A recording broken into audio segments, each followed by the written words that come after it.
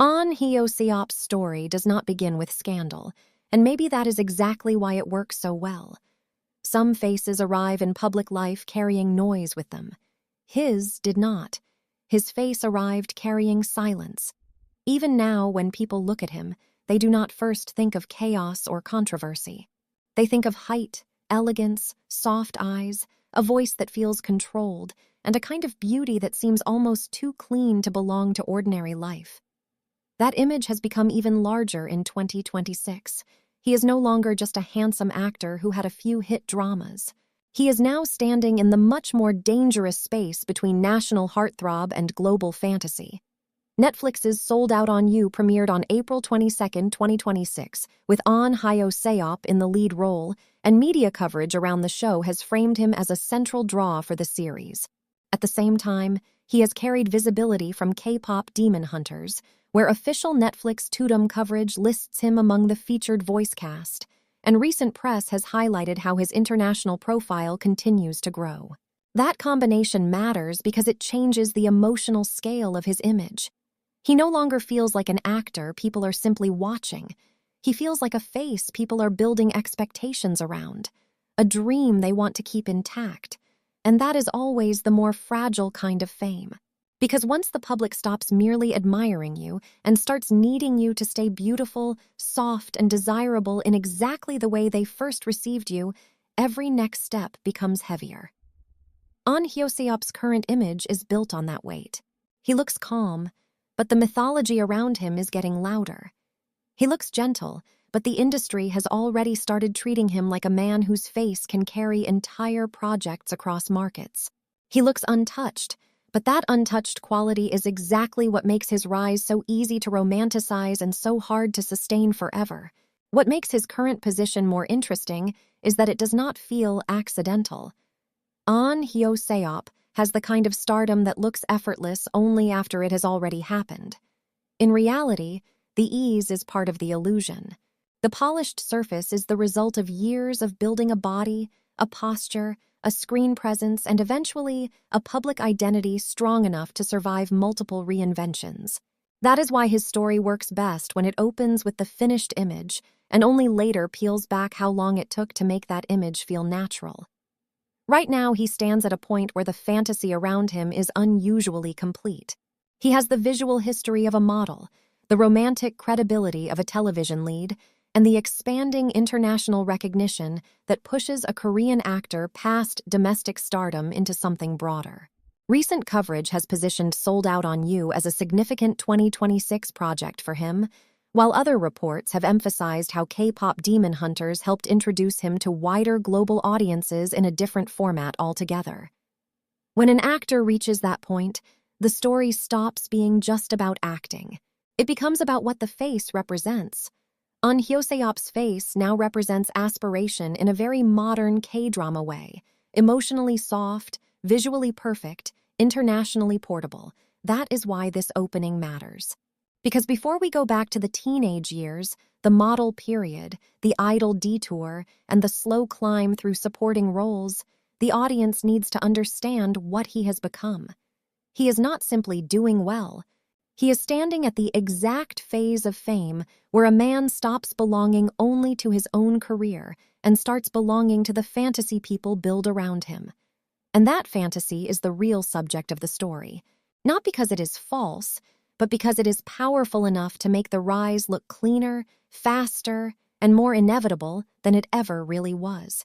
Ahn Hyo-seop did not begin as the polished leading man people now recognize so easily. Long before the global interviews, the glossy drama posters, and the carefully lit close-ups, he was simply a boy moving between countries, identities, and expectations that did not always fit neatly together. He was born in Seoul in 1995, but moved to Canada with his family when he was young, later returning to South Korea as a teenager. That split matters because it shaped the first tension inside his image. He would later look perfectly built for Korean television fantasy, but his path into that world was not as direct or culturally seamless as the finished image suggests.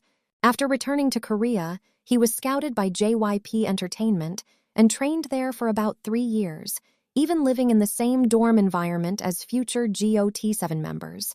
before leaving because the stress of trainee life became too heavy. That detail is important because it reveals the version of Ahn Hyo-seop the audience never first met. Not the serene, romantic lead, but a young man still testing whether music, performance, and public life were things he could actually endure. He debuted in 2015 with the actor project group 101, releasing Love You, and also made his acting debut that same year in Splash Splash Love. None of that looked like instant stardom. It looked like trial and transition. He was tall, handsome, and camera-ready. Yes, but he was still searching for the right form his career would eventually take. Before the public fell for his softness, before they attached longing and elegance to his face, Ahn Hyo-seop was still passing through that awkward stage of becoming visible before becoming necessary. What makes this period so useful in the story is that it keeps his later rise from feeling too magical. The myth of Ahn Hyo-seop now is that he seems almost naturally designed for stardom. The height, the clean lines, the calm, the visual balance between tenderness and distance. But the years before his breakthrough show a much slower and less glamorous rhythm. After debuting with 101, he picked up supporting roles across television and gradually started building recognition rather than exploding into it. Queen of the Ring in 2017 gave him his first lead role. Still 17 in 2018 helped make him more memorable. Abyss in 2019 and Record of Youth in 2020 strengthened the feeling that he was hovering near a bigger breakthrough without fully claiming it yet. That stage matters because it trained the audience to look at him before they truly obsessed over him. He was becoming familiar one role at a time. He did not arrive as a fully formed phenomenon. He accumulated presence. And maybe that is why the later fantasy around him became so strong. By the time he finally exploded, the raw material had already been there for years. The model's body, the actor's softness, the slight sadness in the eyes, the sense that he was always on the edge of becoming someone much bigger than the role he was currently playing. Before fame turned him into a dream, there was a long period when he was simply a beautiful almost. And those almost years are what make the eventual ascent feel earned instead of accidental. Ahn Hyo-seop's peak did not arrive in one clean moment. It came in waves, each role sharpening a different part of the image until the public could finally see the full shape of him. Dr. Romantic 2 in 2020 was the first real turning point. It gave him a role with enough emotional weight, enough screen time, and enough audience attachment to make people stop seeing him as only a handsome supporting actor and start seeing him as someone who could carry intensity. From there, the rise became much harder to ignore. In 2021, lovers of the red sky pushed him into a different kind of fantasy altogether. He was no longer only the tall, modern male lead with model-like visuals. He became Ha-ram, a tragic, romantic, almost mythic figure, the kind of character built from sorrow, restraint, and visual elegance. That role mattered because it expanded his appeal beyond simple attractiveness. It showed that he could hold longing on screen in a way that felt rich, rather than decorative. He could look wounded without collapsing into weakness, and romantic without losing mystery. By the end of 2021, the rise no longer felt like a possibility. It felt like a pattern.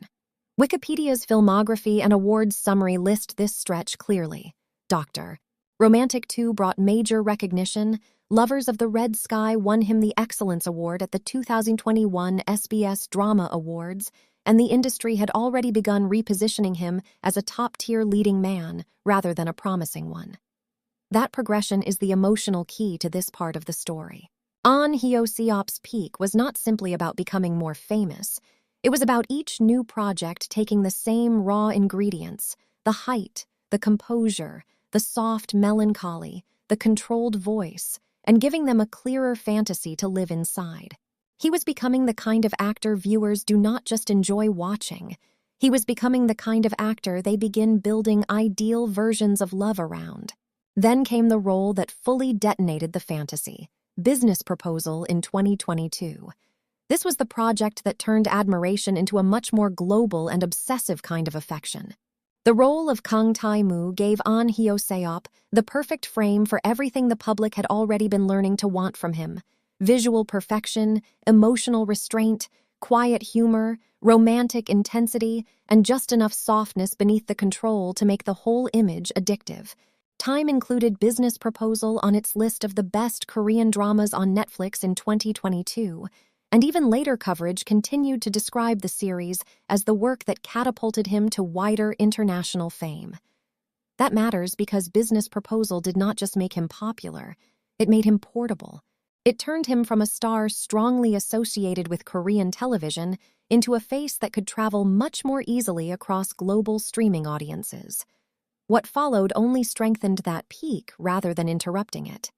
In 2023, A Time Called You and Dr. Romantic 3 kept his name in circulation, while his overall public image stayed anchored to the same fantasy he had now perfected: polished, emotionally legible, and romantic in a way that felt both contemporary and timeless. This is what makes the peak of Ahn Hyo-seop's career so satisfying as a story arc. He did not become huge because of scandal, chaos, or some shocking reinvention. He became huge because the industry kept finding better and better ways to frame what had always been there.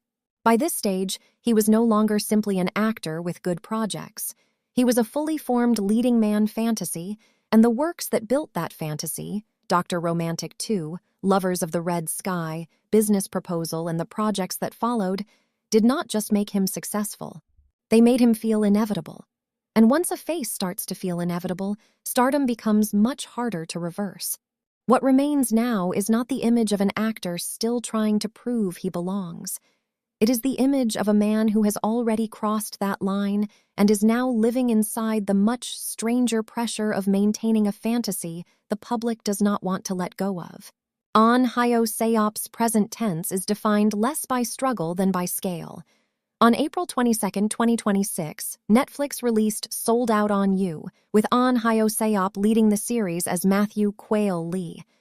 At the same time, his name still carries the afterglow of Business Proposal, the prestige of Dr. Romantic, and the international reach that came from being part of the voice cast of Netflix's K-pop Demon Hunters. Then, at the end of April 2026, his agency confirmed that he would attend the 2026 Met Gala, a move that says something very specific about where his image now lives. He is no longer only a Korean drama lead with strong domestic recognition. He is becoming the kind of face that can move between television, streaming, animation, fashion, and global cultural attention without breaking the softness that made people fall for him in the first place. That is what makes his current position so interesting. His image has expanded, but it has not hardened. He still looks like the same man the audience first received through longing, clean romance, and emotional restraint. The scale is bigger, but the fantasy is still delicate. And maybe that is why his kind of fame feels more dangerous than it seems. Because once the world decides you are beautiful in exactly the right way, it becomes much harder to grow without disappointing the version of you they chose to keep. That is why his ending, at least for now, does not feel like closure. It feels like suspension. Ahn Hyo-seop has not reached the point where the public is looking back at him. He is at the point where they are still looking forward, still projecting, still asking for more. The airport controversy from 2024 now feels less like the center of his story and more like the first visible sign that his popularity had already become too large to remain abstract. It did not destroy him. It simply revealed that the fantasy around him had started affecting the real world in ways people could no longer ignore. And yet the rise continued. Sold Out on You gave him a fresh romantic frame in 2026. The Met Gala confirmation pushed his visibility into a more global fashion context, and the continuing cultural life of K-pop Demon Hunters kept his name circulating outside the usual drama ecosystem. So what remains is not scandal, not innocence, and not even a simple success story. What remains is a face still rising. A face people want to keep reading as calm, romantic, and impossibly composed, even while the machinery around it keeps getting larger. That is the real aftertaste of Ahn Hyo-seop's story. Not the fall of a fantasy, but the burden of becoming one. And sometimes that is the more haunting place to end. Not with a man who has lost everything, but with a man who still has almost too much left to lose.